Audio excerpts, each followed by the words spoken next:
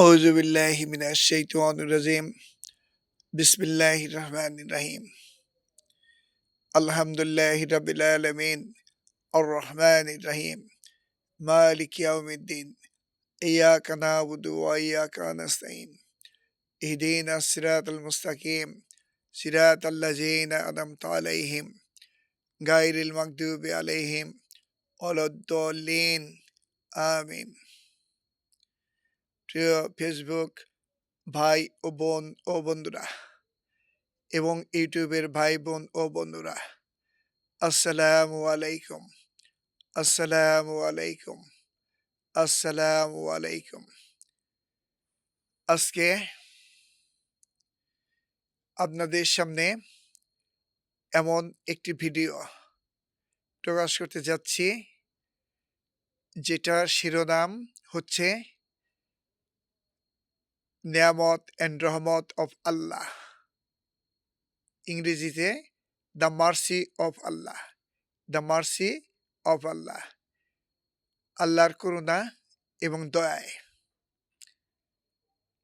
আমরা বেঁচে আছি। সারা বিশ্ব জগতের প্রতিটা জীব, প্রতিটা উদ্ভিদ, নক্ষত্ররাজি, এই মহাবিশ্ব, চন্দ্র, সূর্য, গ্রহ, গ্যালাক্সি, উল্কা, নীহারিকা, সব কিছু, ভাইরাস, ব্যাকটেরিয়া, ছত্রাক, শৈবাল, পশু পাখি, কীট পতঙ্গ, যার নির্দেশে, যার আদেশে পরিচালিত হচ্ছে, সেই মহান আল্লাহ রাব্বুল আলামিনের প্রতি হাজার হাজার, লাখ লাখ, কোটি কোটি প্রশংসা।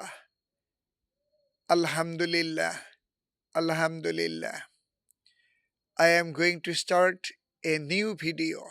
I am going to start a new video. আল্লাহর করুণা, আল্লাহর দয়া, আল্লাহর রহমত, আল্লাহর বরকত সম্পর্কে আজকে একটি ভিডিও বানাতে যাচ্ছি। মহান আল্লাহ রাব্বুল আলামিন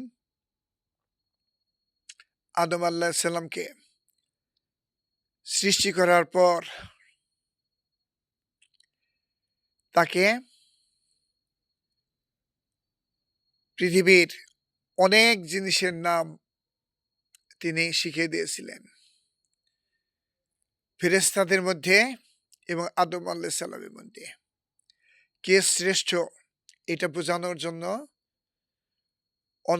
অনেকগুলি বস্তু এবং জিনিস সামনে এনে প্রথমে ফেরেশতাদের জিজ্ঞেস করলেন যে এইগুলির নাম কি।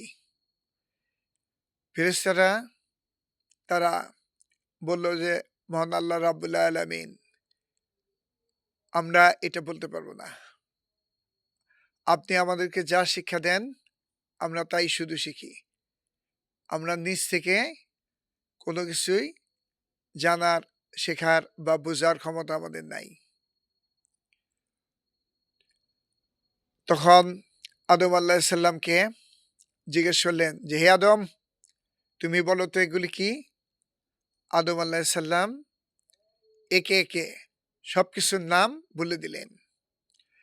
তখন ফেরেশতাদের মহান আল্লাহ রাব্বুল আলামিন বললেন যে কে শ্রেষ্ঠ, কে শ্রেষ্ঠ, তোমরা শ্রেষ্ঠ না আদম শ্রেষ্ঠ। তখন ফেরেশতারা এক সুরে বলে উঠল যে আদম শ্রেষ্ঠ। কে শ্রেষ্ঠ? আদম আলাইহিস সালাম শ্রেষ্ঠ। কারণ তিনি কেন শ্রেষ্ঠ? কারণ তার ভিতরে মহান আল্লাহ রাব্বুল আলামিন একটা জিনিস ঢুকিয়ে দিয়েছিলেন, সেটা হলো কি জ্ঞান। জ্ঞান, যেই জিনিসটা ফেরেশতাদের মধ্যেও নাই। ফেরেশতাদের মহান আল্লাহ রাব্বুল আলামিন যে কাজের জন্য যে ফেরেশতা সৃজন করেন তারা শুধু সেই কাজ করতে পারে। অন্য কাজ তারা করতে পারে না। কিন্তু মানুষ আশরাফুল মাখলুকাত, সৃষ্টির শ্রেষ্ঠ জীব। কেন? কারণ মানুষের ভিতরে মহান আল্লাহ রাব্বুল আলামিন জ্ঞান জ্ঞান বিচার বুদ্ধি বিবেক আল্লাহ ঢুকিয়ে দিয়েছেন মানুষের মধ্যে।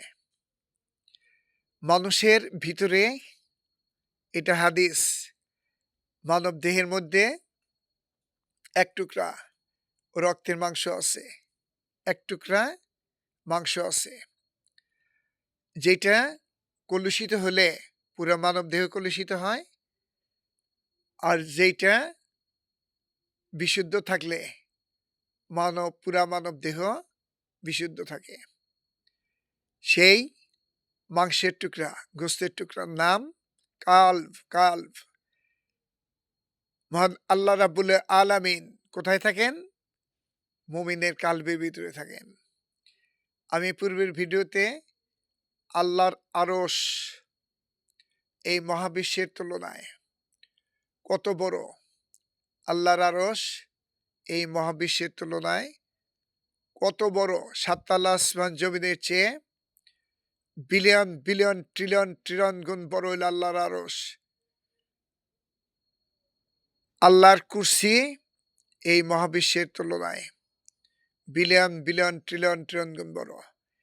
আর সেই আল্লাহর কুরসির তুলনায় আল্লাহর আরশ বিলিয়ন বিলিয়ন ট্রিলিয়ন ট্রিলিয়ন গুণ বড়, যেটা মানব জ্ঞান দ্বারা বিচার করা সম্ভব নয়, মানব জ্ঞান দ্বারা পরিমাপ করা সম্ভব নয়, মানব জ্ঞান দ্বারা অনুমান করা সম্ভব নয়, মানব জ্ঞান দ্বারা সেটা চিন্তা করাও সম্ভব নয়। সেই আরশের অধিপতি মহান আল্লাহ রাব্বুল আলামিন, সেই আরশের অধিপতি মহান আল্লাহ রাব্বুল আলামিন। মহান আল্লাহ রাব্বুল আলামিন এই মহাবিশ্বের বিলিয়ন বিলিয়ন ট্রিলিয়ন ট্রিলিয়ন আলোকবর্ষ দূরে অবস্থিত আল্লাহর আরশ সাততলা আসমান জমিনের উপরে, প্রথম আসমান, দ্বিতীয় আসমান, তৃতীয় আসমান, চতুর্থ আসমান, পঞ্চম আসমান, ষষ্ঠ আসমান, সপ্তম আসমান, তার বিলিয়ন বিলিয়ন ট্রিলিয়ন ট্রিলিয়ন আলোকবর্ষ দূরে আল্লাহর আরশ অবস্থিত। সেই আরশের মধ্যে আল্লাহ আরোহণ করেন। সেখানে আল্লাহর কুরসি আছে, কুরসি, যেমন আয়াতুল কুরসি। কুরসি মানে সিংহাসন, মানে চেয়ার। সেই কুরসির তুলনায় আল্লাহর আরশ বিলিয়ন বিলিয়ন ট্রিলিয়ন ট্রিলিয়ন গুণ বড়। সেই আরশের মধ্যে আল্লাহ থাকেন এবং সেই কুরসির মধ্যে আল্লাহ আরোহণ করেন। আবার মুমিনের কালবের ভিতরেও মহান আল্লাহ রাব্বুল আলামিন আরোহণ করেন।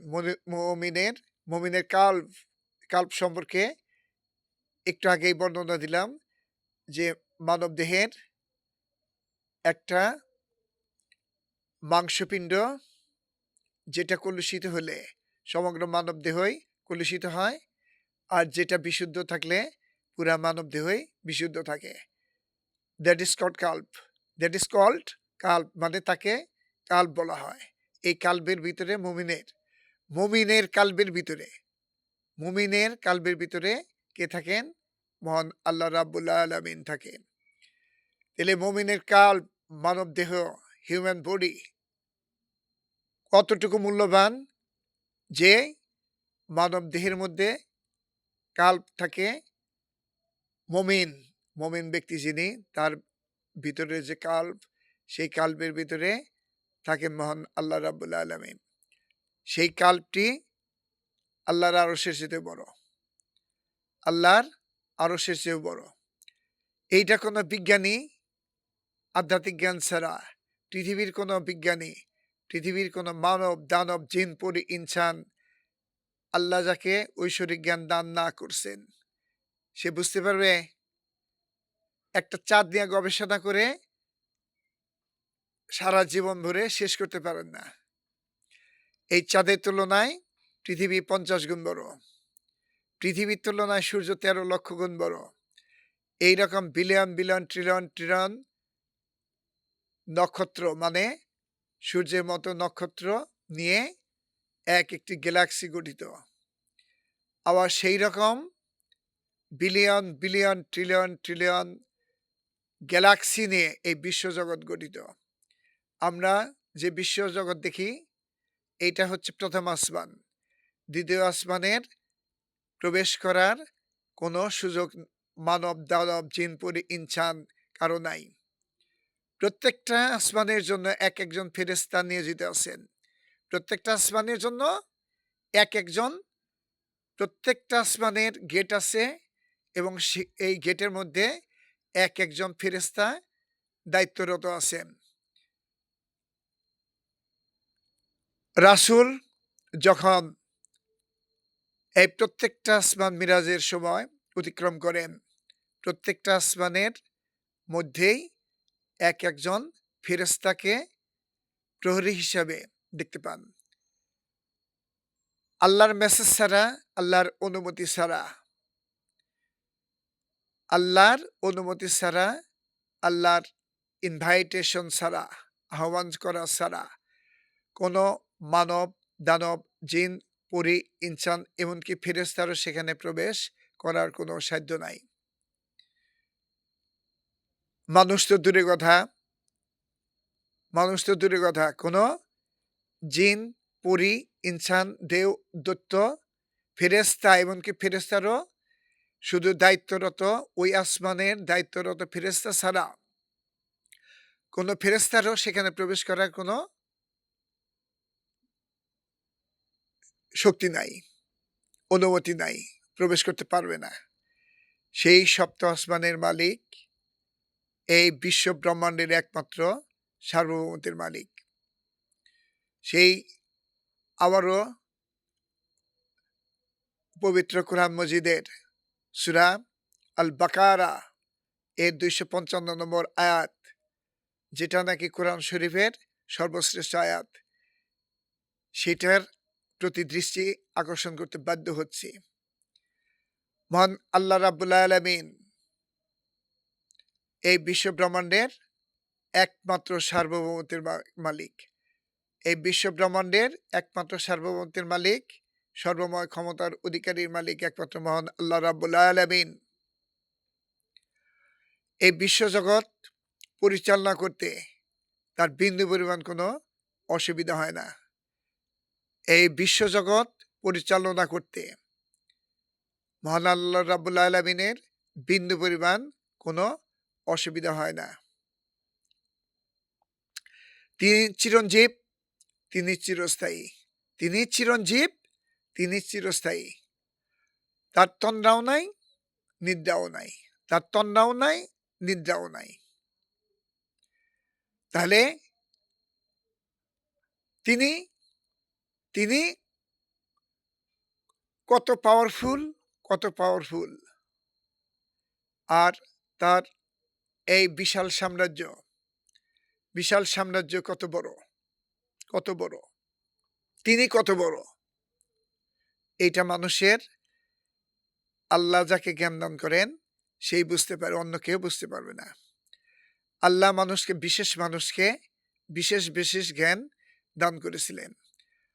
যেমন আমাদের প্রিয় নবী হযরত মুহাম্মদ সাল্লাল্লাহু সাল্লামকে যে একটি বিশেষ নেয়ামত দান করেছিলেন, পৃথিবীর কোনো মানুষকে তা দান করেননি।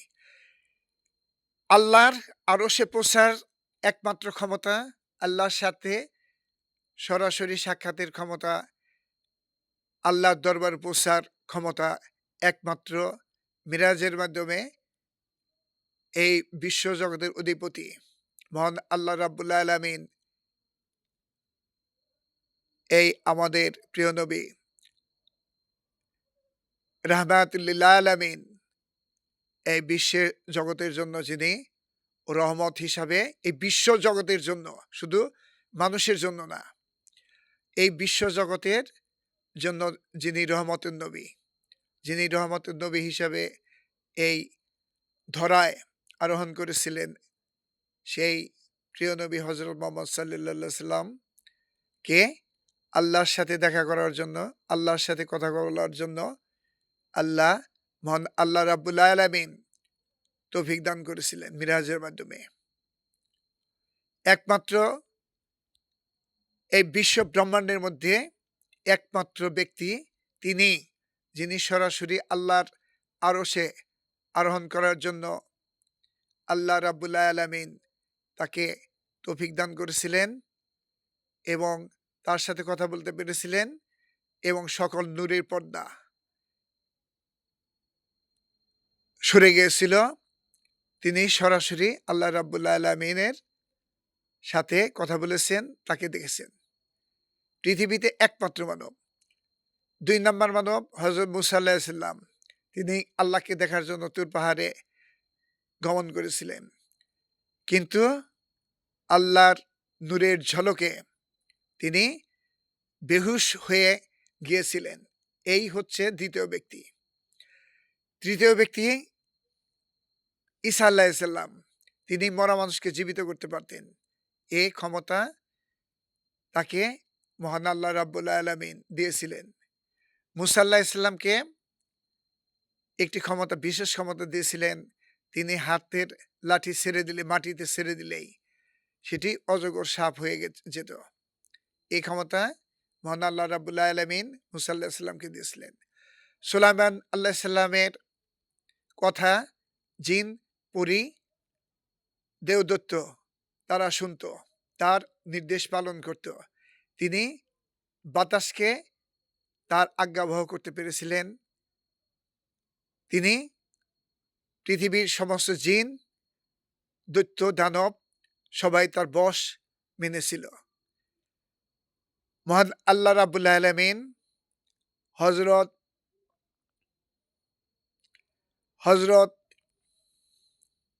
ইউসুফ আলাইহিস সালামকে বিশেষ ক্ষমতা দান করেছিলেন।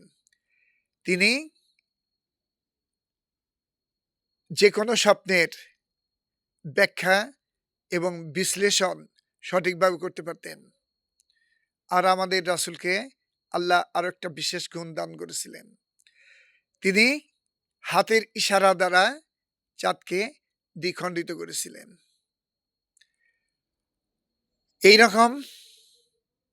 এইরকম পৃথিবীর আল্লাহ কিছু বিশেষ ব্যক্তিকে আল্লাহ মুজিজা স্বরূপ আল্লাহ এই পৃথিবীতে আবির্ভূত করেছিলেন। ঈসা আলাইহিস সালাম মরা মানুষের সাথে কথা বলতে পারত, মরা মানুষকে জীবিত করতে পারতেন। তাকে আল্লাহ এই ক্ষমতা দিয়েছিলেন। এইভাবে আল্লাহ প্রত্যেকটা মানুষকে এক একজনকে এক এক ক্ষমতা দান করেছেন। যিনি ইঞ্জিনিয়ার, তিনি ইঞ্জিনিয়ারের কাজ ভালো বোঝেন। যিনি ডাক্তার, ডাক্তারের কাজ ভালো বোঝেন। যিনি নাপিত, নাপিতের কাজ ভালো বোঝেন। যিনি ধোপা, ধোপার কাজ ভালো বোঝেন। যিনি মেথরের কাজ ভালো বোঝেন। যিনি রাজা, তিনি রাজ্য পরিচালনার কাজ ভালোভাবে করতে পারেন। কিন্তু যিনি মুসি, তিনি জুতা পালিশ করতে পারেন। রাজার যেমন দরকার আছে, তেমনি মুচিরও দরকার আছে, তেমনি নাপিতেরও দরকার আছে। যেমন ডাক্তারের দরকার আছে, তেমনি ইঞ্জিনিয়ারের দরকারও আছে। সমাজে প্রত্যেকটা শ্রেণীর প্রত্যেকটা মানুষের প্রয়োজন আছে। আল্লাহ রাব্বুল আলামিন এভাবেই এই বিশ্বজগৎ সৃষ্টি করেছেন। জীব যেমন জ্বরের উপর নির্ভরশীল, কিসের জন্য? অক্সিজেনের জন্য। তেমনি উদ্ভিদ জীবের উপর নির্ভরশীল, কিসের জন্য? কার্বন ডাই অক্সাইড গ্রহণ করার জন্য। জীব যেমন অক্সিজেন দ্বারা শ্বাস প্রশ্বাস গ্রহণ করে, খাদ্য প্রস্তুত করে, তেমনি উদ্ভিদও এই জীবের কাছ থেকে নেয়া কার্বন ডাই অক্সাইড থেকে তার খাদ্য প্রস্তুত করে। এভাবে জীব এবং জ্বর একের উপর নির্ভরশীল। আল্লাহ এই মহাবিশ্বের প্রত্যেকটা বস্তুকে এইরকম ভাবে সৃষ্টি করেছেন। আল্লাহ রাব্বুল আলামিন এই প্রত্যেকটা মহাবিশ্বের জ্যোতিষ্ককে এমনভাবে সৃষ্টি করেছেন, প্রত্যেকটার একটা সুনির্দিষ্ট গতিপথ তিনি নির্ধারণ করে দিয়েছেন। সূরা মুলক সূরা মুলকের মধ্যে আল্লাহ বলেছেন যে আমি প্রথম আসমানে, কোন আসমানে? প্রথম আসমানে আমি কি দ্বারা? নক্ষত্র দ্বারা আমি কি করেছি? সাজিয়েছি, মানে সজ্জিত করেছি। প্রথম আসমানকে আমি নক্ষত্ররাজি দ্বারা স্তরে স্তরে সজ্জিত করে রেখেছি। তাহলে আমরা যে নক্ষত্ররাজি দেখি, যে তারকারাজি দেখি, যে আলোর ঝলকানি দেখি, এগুলি সবগুলি হচ্ছে প্রথম আসমান। দ্বিতীয় আসমান সম্পর্কে it is beyond our knowledge. তৃতীয় আসমান, চতুর্থ আসমান, পঞ্চম আসমান, সপ্তম আসমান, এগুলি মানব জ্ঞান দ্বারা অনুধাবন করা সম্ভব নয়। একমাত্র আল্লাহ রাব্বুল আলামিনই জানেন যে এগুলার রহস্য। একমাত্র তিনি সৃষ্টি করেছেন এগুলি, তিনি এর মর্ম বুঝতে পারেন। মানব, দানব, জিন, পরি, ইনসান এগুলির দ্বারা এগুলা পরিমাপ করা সম্ভব নয়। মানুষের মধ্যে জ্ঞান এবং বিচার বুদ্ধি, এই দুইটার কারণে, এবং বিবেক, এই জিনিসগুলির কারণে, জ্ঞান, বিচার বুদ্ধি এবং বিবেক, এইটার কারণে, এবং ইমোশন, এইটার কারণে মানুষ সৃষ্টির শ্রেষ্ঠ জীব। এই ইমোশনের কারণে পিতা তার সন্তানকে প্রতিপালন করে, স্বামী তার স্ত্রীকে ভরণ পোষণ করে, স্ত্রী তার স্বামীর সেবা করে, প্রেমিক তার প্রেমিকাকে ভালোবাসে, প্রেমিকা তার প্রেমিকের জন্য জীবন দেয়। এই ইমোশনের কারণে। ইমোশন যদি না থাকতো, মানুষ কাঁদতও না, সুখে কাঁদতও না, নাকি এই দুঃখে কাঁদতও না, আবার সুখে হাসতেও না। তার আনন্দ, বেদনা, দুঃখ কিছুই থাকতো না। আর মানুষের একটা বিশাল বিশাল বিশাল বিশাল পাওয়ার, মহাবিশ্বের চাইতে বিশাল পাওয়ার, সে জিনিসটা হচ্ছে মানুষের ব্রেন, যার ওজন 1.5 কেজি, কিন্তু এটা পানির উপরে ভাসমান। তখন তার ওজন 100 টাক। 1.5 কেজি ওজনের একটা ব্রেন যখন মাথার উপর থাকে, সেইটা পরিচালনা করতে কোনো মানবের বিন্দু পরিমাণ অসুবিধা হয় না, কারণ সেটা পানির উপর যখন ভাসে, ভাসমান অবস্থায় আছে, সেটার ওজন তখন 100 টাক। 1.5 কেজি ওজনের ব্রেন মানুষের মাথার উপরে থাকে, তখন তার ওজন হচ্ছে 100 টাক। তাহলে বুঝতে পারছেন যে বিজ্ঞানের জ্ঞান যথেষ্ট নয়, ঐশ্বরিক জ্ঞানও দরকার। আমরা যেখানে দাঁড়িয়ে আছি, পৃথিবী নামক গ্রহে, এই পৃথিবীর মধ্যে আমরা দাঁড়িয়ে থাকতে পারতাম না যদি গ্র্যাভিটেশন, মাধ্যাকর্ষণ শক্তি না থাকতো, অভিকর্ষ বল না থাকতো। আমাদেরকে যদি এই গ্র্যাভিটেশন, মাধ্যাকর্ষণ শক্তি দ্বারা পৃথিবী যদি আকর্ষণ না করত, তাহলে আমরা মহাবিশ্বে ছিটকে পড়তাম। আর বায়ুর চাপ যদি না থাকতো, তাহলেও আমরা মহাবিশ্বে ছিটকে পড়তাম। কোনো কারণে এই বায়ুর স্তর যদি মহাশূন্যে উঠে যায়, আমরা কি করব? 1 সেকেন্ডের মধ্যে মানব, দানব, জিন, পরি, ইনসান মারা যাবে নিঃশ্বাস বন্ধ হয়ে। কারণ বায়ুস্তরটা উপরে উঠে গেলে অক্সিজেন শূন্য হয়ে যাবে। 1 সেকেন্ডও লাগবে না এই কিয়ামত হইতে। 1 সেকেন্ডও লাগবে না। শুধু যদি পৃথিবীতে যে বায়ু স্তরটা আছে, এটা যদি কোনো কারণে মহাবিশ্বে, মহাশূন্যে উঠে যায়, তাহলে পৃথিবীর মানুষ মরতে 1 সেকেন্ডও লাগবে না। 1 সেকেন্ডও লাগবে না। যদি পানি না থাকে, বাতাস না থাকে, সূর্যের আলো না থাকে, তাহলে বলেন তো এই পৃথিবীর কি অবস্থা হতো? পৃথিবী নামক গ্রহটা বিলুপ্ত হয়ে যেত, মানব, দানব, জিন, পরি, ইনসান শূন্য হয়ে যেত। একটু ভাবুন, ক্যান ইউ ইমাজিন, আপনি কল্পনা করতে পারেন কি এই জ্ঞানের রাজ্যে একমাত্র মানুষ ছাড়া আর অন্যান্য প্রাণী কত অসহায়? এই জন্যই মহান আল্লাহ রাব্বুল আলামিন হাদিসের মধ্যে ব্যাখ্যা করেছেন যে ১ মিনিট আল্লাহর সৃষ্টির রহস্য সম্পর্কে চিন্তা করা ৭০ বছর নফল ইবাদতের চেয়ে উত্তম। ১ মিনিট আল্লাহর সৃষ্টির রহস্য সম্পর্কে চিন্তা করা ৭০ বছরের নফল ইবাদতের চেয়েও শ্রেয়।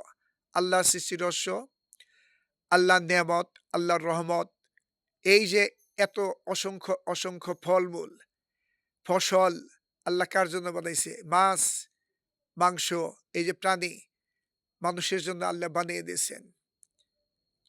মানুষের ভোগের জন্য আল্লাহ শত শত crore crore billion billion trillion trillion ফলমূল, ফসল, আল্লাহ পানি, বাতাস, আলো আল্লাহ সৃষ্টি করে দিয়েছেন।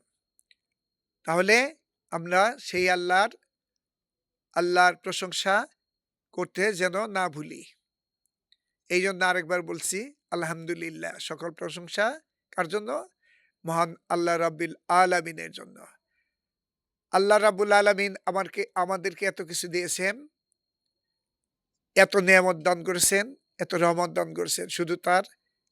শুধু তার ইবাদত বন্দেগী করব, শুধু তার ইবাদত বন্দেগী করব। কোনো দেবদেবী, গাছপালা, আসমান, যেমন চাঁদ, সূর্য, গ্রহ, নক্ষত্র কারো ইবাদতের জন্য না। শুধু একমাত্র মানুষের মাথা একমাত্র আল্লাহর কাছেই নয়ানোর জন্য।